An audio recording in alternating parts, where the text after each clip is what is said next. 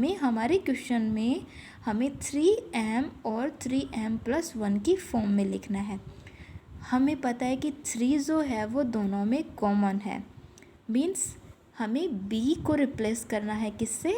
3 से रिप्लेस करना है। अगर यहाँ पे 2 होता तो हम 2 लिखते, जैसे क्वेश्चन नंबर 2 में 6 है तो हमने b की वैल्यू 6 रखी है, ठीक है। तो सिमिलरली हमने यहाँ पे a को अज्यूम किया है और b की वैल्यू हमें कहाँ से मिली है? हमें क्वेश्चन में मिली है b की वैल्यू, हमने कोई खुद से उसको सपोज नहीं किया। b की वैल्यू कहाँ से मिली है?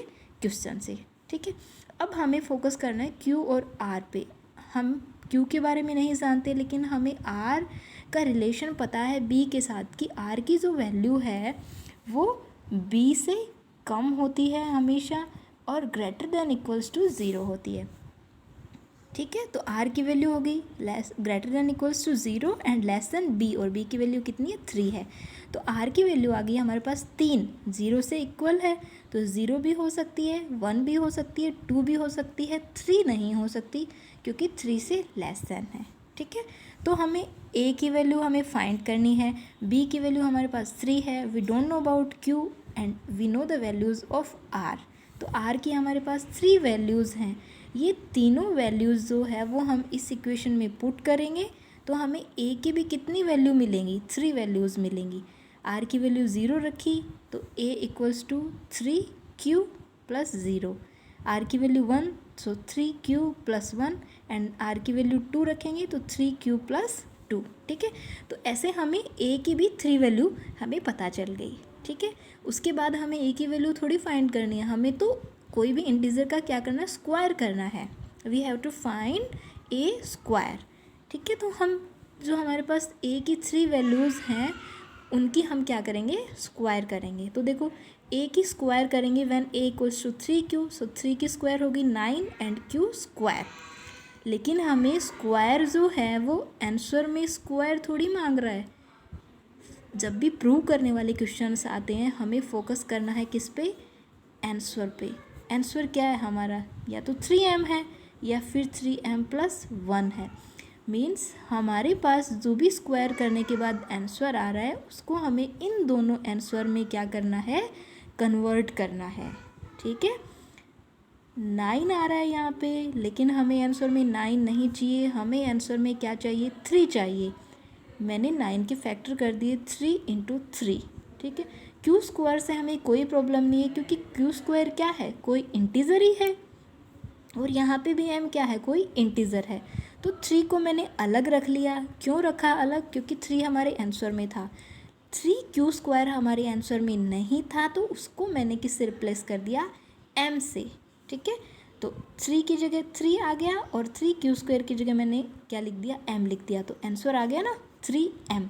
अब आप लोग बोलोगे कि हमने 3q², हमें क्या पता कि ये क्या है? हमें पता है q इंटीज़र है, q² भी इंटीज़र आएगा, 3q² भी क्या आएगा? इंटीज़र आएगा।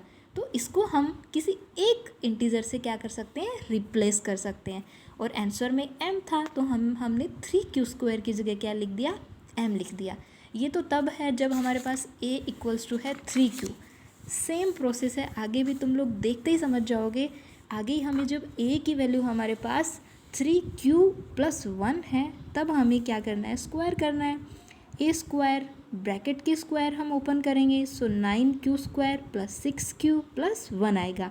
ये वैसे ही ओपन होगा जैसे हम a + b की होल स्क्वायर करते हैं। अब आप आंसर में देखें, आंसर है हमारे पास 3m और 3m+1।